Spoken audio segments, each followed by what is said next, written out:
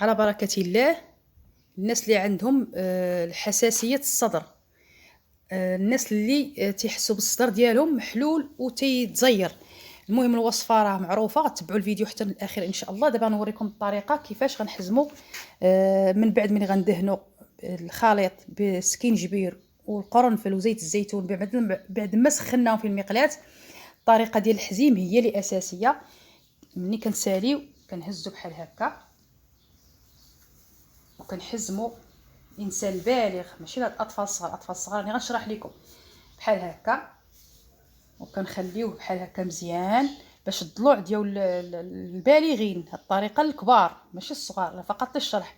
كنخليوها، وإلا عندكم شي صمطه من الصيدليه من الاحسن. هاد العمليه كنديروها من بعد ما كندهنوا الخليط، كنبقى واحد نصف ساعه حتى الضلوع ديالك كيتجمعوا، لان الصدر ملي تيكون محلول الانسان تيكون معرض للهواء. خليكم مع تمة الفيديو حتى الاخر. مرحبا والف مرحبا. اهلا وسهلا بنات خالتي ولاد خالتي، كنتمنىكم تكونوا بخير وعلى خير.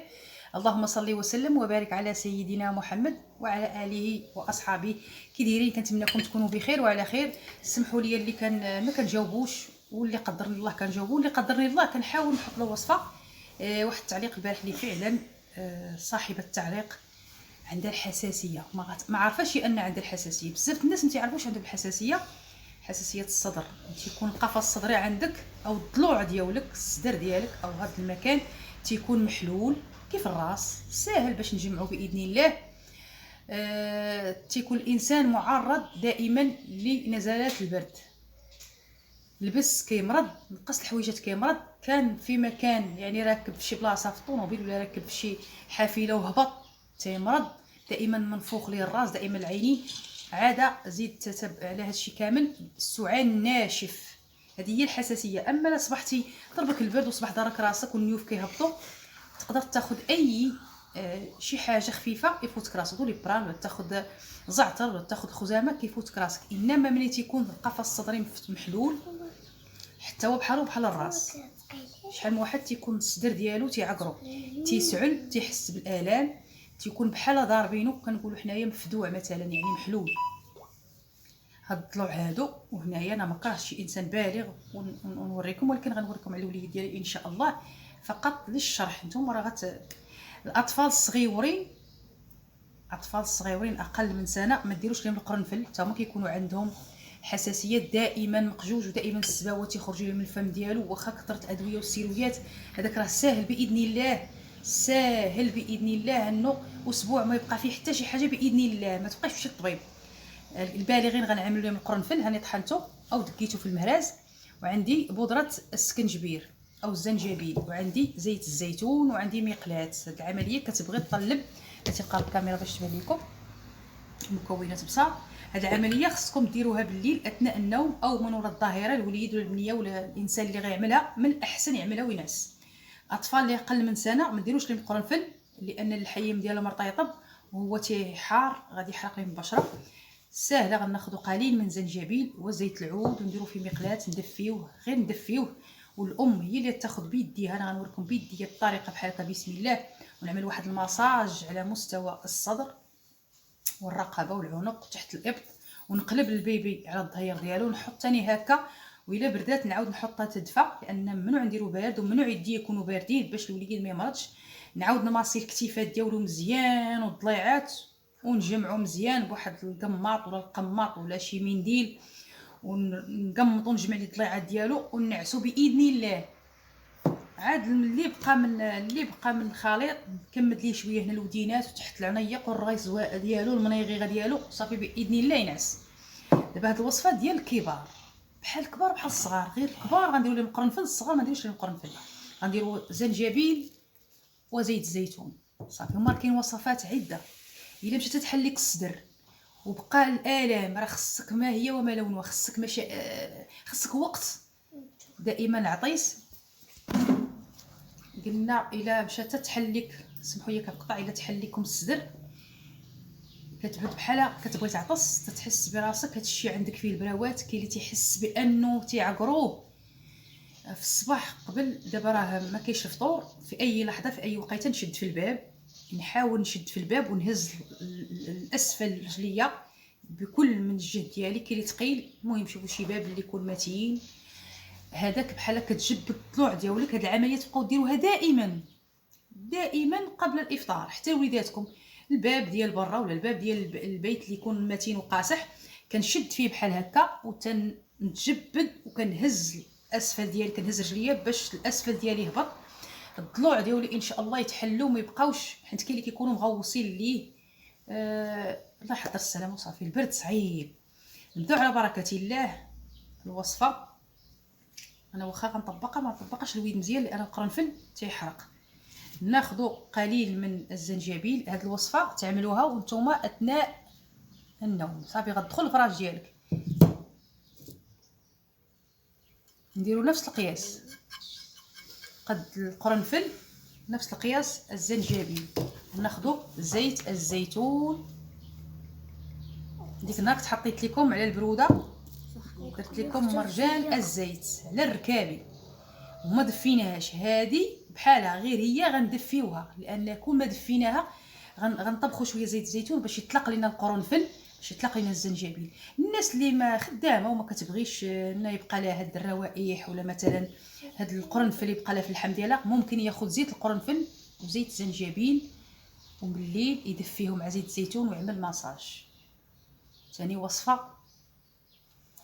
ان شاء الله. ثاني بقى نحط لكم زيت اساسي غنتسنى غير تصاوب باش نعاود ثاني ندير لكم وصفه ديال الحساسيه. غنديه للبوطه ان شاء الله. هكا انا غنخلط غير بيديا باش نشوف درجه الحراره. غنمشي دابا نديه للبوطه ان شاء الله ونرجع معاكم. انا نقصوا البوطه وخلوه حتى يبدا يطبخ باش زيت الزيتون يطلق لينا معاه القرنفل. واحد الرائحه ما نقولش لكم. والناس اللي عندهم البروده في الراس راه ممكن ما يديروش الزنجبيل، يديروا غير القرنفل وزيت الزيتون ويعمروا به فروه الراس اللي عنده البرد في الراس. ثاني وصفه ان شاء الله ثاني باذن الله نزلها لكم. دابا نمشيو ان شاء الله ومن بعد نرجع لكم. بسم الله. المهم كتكون دافيه كتخليوها حتى تدفى باش تقدر تحط يديك، ما تكونش طايبه باش ما تحرقش يديك. انا فقط غنشرح لكم. بسم الله. بحال هكا انا ما غنهش البقايا لان الوليد غيحرقوا ليا القرنفل فقط للشرح. ولقيت شي انسان كبير غنماصي.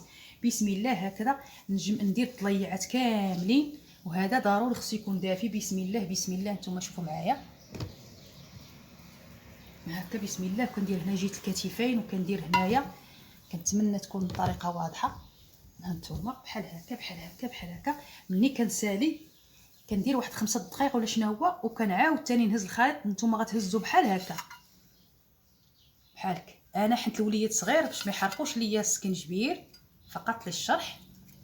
انا غنسالي وغنمسح ليه الماصي مزيان ونهبط الصدير ونعاود ثاني غنقلبو دوره وسيم دوره ماما الظهير ديالك هكاك. نعاود ثاني نفس الشيء ثاني ان القفص الصدري بحال هكا.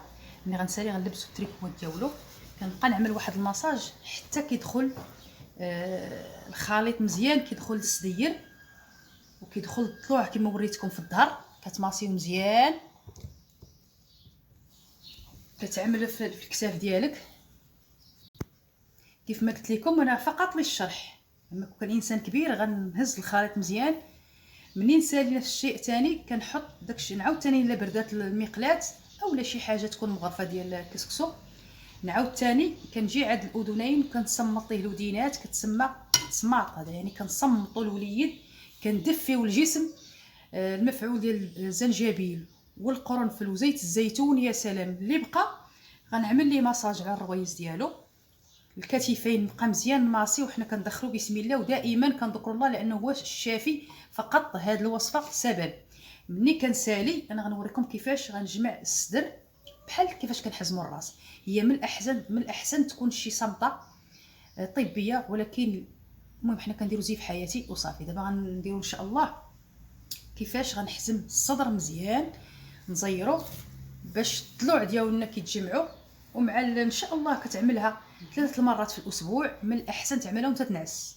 وفي الصباح اللي غيمشي للخدمه يدير كلينيكس ويمسح. بغى يدوش يعاود يدوش ولكن من الاحسن يدير زيت اساسي يدهن به الصدير. مثلا عملتي الوصفه وعرقتي في الصباح تنوض بكري ان شاء الله غتستحم غتنشف الشعاير ديالك بالسوشوار وتعمل زيت القرنفل، زيت اساسي بحال هاد الكريمات اللي كتكون كتباع موجوده. انا فقط مصاوبه عندي في البيت اي زيت اساسي، زيت الخزامه، زيت القرنفل. علاش؟ كنماصي واحد شويه السديه ديالي باش لانه محلول وتعاود تعرض للهواء. هي كتبغي الراحه وكتبغي العطله، ولكن بما ان الانسان خدام معليش راه ان شاء الله تعاودها ثاني. الا كنتي مريض مهلوك في السدير ديالك ديرها 3 ايام متتابعه بحول الله. مني كتسالي الوصفه العمليه داكشي اللي غيخرج لك من الصدر، دوك الفضلات وديك عزكم الله ديك السباوات اللي غيخرج ما غيبغيش يتقطع باش يتنقى لك الصدر. ملي غيتنقى الصدر صافي غتكون يعني غتنقص لك ديك الالام وينقص لك هذاك بحال غيتجمع لك الصدير صافي. اللي ما عندوش الالام كثير وغير مره تيحس يديرها مقطعه، بحال يعمل اليوم واحد يومين 3 ايام عاد يعملها، عاوتاني 3 ايام عاود يعملها. اما الانسان اللي الصدير ديالو مهلوك وما تيقدرش يسعل وما تيقدرش يتنفس 3 ايام متتابعه. ومع سيدنا رمضان ما كاينش الماكله زوينه. علاش؟ لان الجهاز الهضمي كيكون خاوي والطليعات يعني ما كنتنفخوش. المصران ملي كيتنفخ من الاحسن تعملها وانت الكريشه عندك خاويه، فهمتيني؟ وحاولوا ما تخرجوش للبرد. اللي مريض ومهلوك في الصدير ديالو 3 ايام متتابعه، واللي عنده غير شي شويه تيحس غير شي شويه، الوليدات والصغار ولا الكبار غير شي شويه ماشي بزاف، يعملها يقاد المسائل نهار ويومين لا عاد يستعملها. هي راها زويونه. وهذا القرنفل من تيسخن تيمص لينا داك الرطوبه اللي عندنا في الجسم، يعني تيخلصنا من البرد. والسكينجبير كنعرفوا تيجمع الضلوع. وصفه اللي ساهله وغزاله. دابا غنوريكم كيفاش غنجمعوا الضلوع ان شاء الله. دابا ان شاء الله هذا الوليد ما غاديش يطاوعني باش يجلس ليا، خص الانسان يجلس يتحزم بحال هكا من الصدير. دابا انا غنديرها ليه من التحت بحول الله. ملي تعملوا العمليه هي من الاحسن تبغي شي صمطه بحال هكا تجمع الصدير. ها نتوما شفتوا بحال هكا كيتجمع الصدير مزيان. تعملوا شي ليصاق ولا تعملوا شي حاجه، حاولوا شي حاجه باش تشدوها. انا بغيت نعقد بحال هكا غير واحد فتره ماشي بزاف. هذا الحزيم هذا غير فتره، هانتوما كما كتشوفوا معايا فتره كيتجمع الصدير. اما هو الانسان خصو يجلس وشي حد بالغ بعقله يجي ويجمع ليه الصدير مزيان. هانتوما شفتوا صدق كما ما خليت القاد. هانت غير علاش كنحزموه باش يدخل داك السكينجبير والقرنفل اللي عطيتكم. الصدير تيتجمع غير واحد نصف ساعه قل على حساب كل واحد، المهم نصف ساعه او اقل على حسابك انت. كاين اللي كيرتاح فيها في ديك الجميع كيبقى واحد المده، ما تبقاوش بزاف باش ما يجمعش لكم الدم تحت الضلوع. اما الا كانت شي صمطه من الصيدليه بحال هكا فهاديك تشيك كتكون زويونه. شتي هذه ثاني امنه هكا كتلبس حويجاتك كتبقى واحد المده حتى تشوف انت قداش صبرتي. اطفال الصغار ما تحسبوش ليهم نصف ساعه، 10 دقائق 15 دقيقه بركه. او الا بغيتوه يبقى ليله كامله ما تزيروش بزاف، غير بحال غنقمطوه بحال غنجيبو ليه شويه السدير بحال هكا ونعملوا شي لصاق ونلبسوه شي تريكوات ونخليوه عادي. فهمتوني؟ البالغين نحزموا الصدر حتى كنحسوا الضلوع كيبغيو يطرطقوا. صافي هادشي اللي كاين. كنتمنى وصفه اليوم تعجبكم ان شاء الله باذن الله. سهله، مكونات بسيطه عندنا في المطبخ. دائما كنحط لكم كل ما هو بسيط. السكنجبير والقرنفل وزيت الزيتون المقلاة، منديل ديال حياتي كما كتشوفوا معايا. صافي العمليه سهله باذن الله. مع السلامه.